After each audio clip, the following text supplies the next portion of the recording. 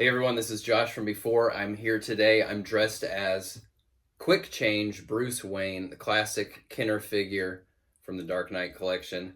I'm dressed like this today because I am going to take some of these McFarlane DC Multiverse figures, do some quick changes to them, and make some customs that recall the classic Kenner Batman figures from back in my day. And then in the 80s and 90s when Michael Keaton Batman was all the rage. The inspiration for these customs came when I was playing with this clown Joker from the Three Jokers wave. And I was like, man, these colors kind of make me think of Sky Escape Joker that I just absolutely loved back in the day. This was my favorite Joker toy. So that wasn't much of a stretch. And then I got to thinking, well, it would be pretty funny if I took the Three Jokers Batman and threw some paint on him and gave him one of the funny variant paint jobs from that were very common in the Dark Knight collection, the Kenner era of Batman. So I'm going with Tech Shield Batman, which this is the one that I always think of when I think of all those wacky Kenner variant Batmans. This is the one I had. I'm not going to recreate Tech Shield Batman's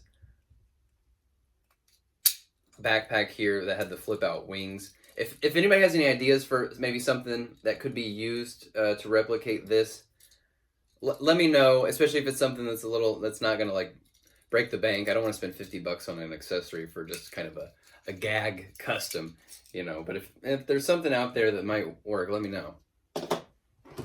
So these two are going to be easy enough, just throwing some paint on there, but I want to challenge myself a little bit more and get a little bit more out there. And I want to create a Bob the Goon figure. I know Bob the Goon was Toy Biz. He wasn't Kenner.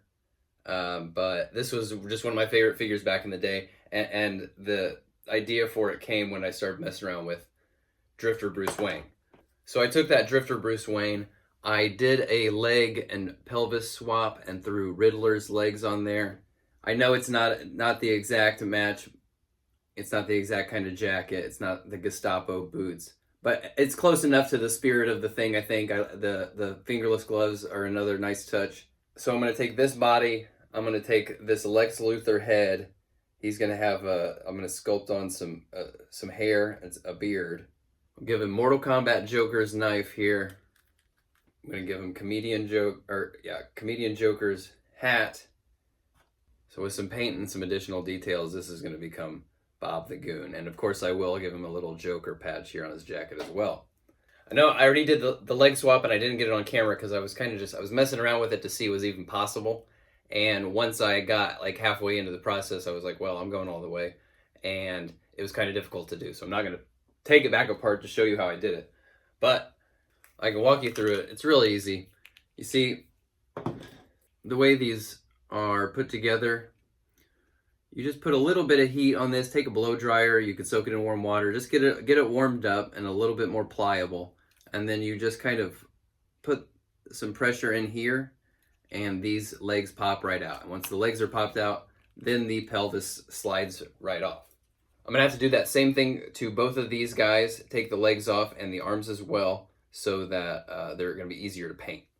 All right, we can see how I've got these figures broken down here. Normally when I do customs, I really just hate to take the figures apart. It's my least favorite part of the process, and it always stresses me out, and I worry that I'm gonna break the figure beyond repair before I even get started on the custom. Fortunately, Todd made it easy on us to take these things apart and put them back together without worrying about damaging the figure.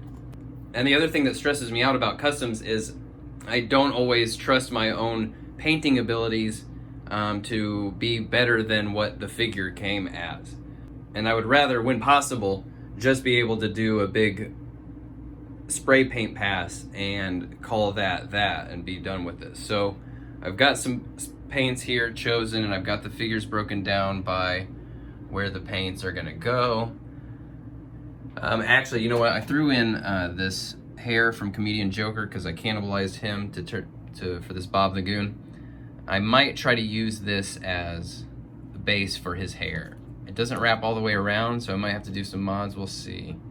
But it might be a good starting point just to get me a little bit closer to this guy. I could have gone even further and popped these pins out and done everything like that. I just don't want to quite go to that effort, and I would rather just do a few passes, cover it, then bend some of the joints, and then hit these spots that aren't going to get hit on the first pass, because I'm not really going to be posing these figures that much once they are customized.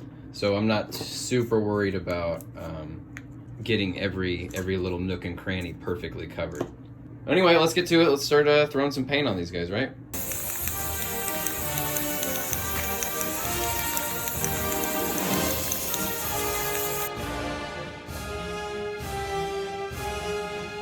Now let's look at the final results. Here's Tech Shield Batman. The original is more of a rose gold color. That's fine with me. I think this guy looks pretty awesome. If you look real close, you could see kind of some gray poking out there on the edges, where I pulled a little bit of the gold off with my tape. And I can live with that. At the end of the day, this guy's going to go on a shelf way back there, and I'm not really going to see those little spots. So really stoked with how this guy turned out. Now here we've got the custom Sky Escape Joker, and this one was the most difficult for several reasons. For one, getting that paint color match on the pants was really difficult. It took me several tries, and I didn't quite get there perfectly. I got close enough. You know, again, I didn't need it to be perfect, but it's a pretty prominent feature, so I wanted it to be as close of a match as possible and not be just completely missing the mark. And then the extra factor was there's so many of these soft rubbery pieces, the jacket, the pelvis piece, and that stuff just, it doesn't hold paint very well, and it gets very tacky. It's hard for it to dry, even when you hit it with the seal. And then the third factor is that this original figure has a vest here that breaks up the orange and the pink. This figure did not have the vest at all. I thought about maybe trying one with the vest, but ultimately, I decided to go with the original base figure. Anyway, the orange and the pink, they clash when they're right next to each other, when they don't have that blue to break it up.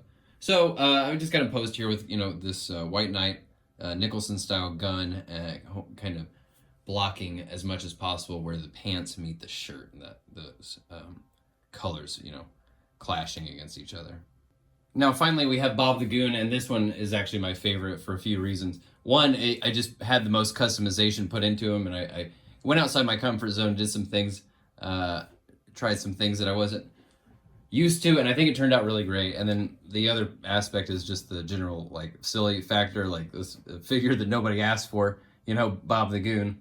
But I think for many people, myself included, if you know, Bob the Goon, he was one of the original henchman / civilian figures for many people. So I love this guy. I think he's really funny. You can see I got the jacket kind of pinched in the back, so it's just tapered a little bit better to his body shape. And while we're here, let's welcome to the From Before Figs Hall of Fame, Ink Drop Customs. Ink Drop Customs is a long time friend of the channel, and he makes incredible customs and incredible videos showing you how to make those customs as well. And his videos just have the highest production value I think I've ever seen for custom videos. And he does his videos, makes them available bilingually, which is really just incredible. To be able to share your passion with the community in that way is fantastic, above and beyond. Let's hear it for Ink Drop Customs in the comments.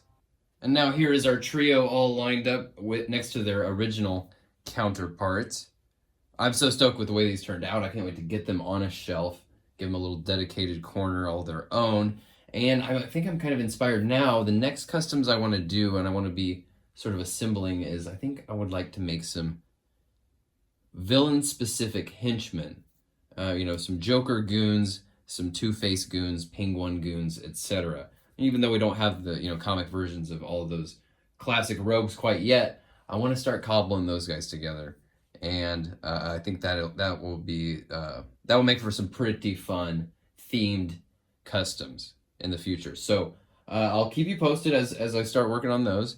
Until then, thanks for joining me on this custom journey, and thank you to everyone who has been watching, subscribing, commenting, and joining in on the live streams, the gaming live streams, and the live premieres. I will talk to you all very soon. Thanks for watching. Bye.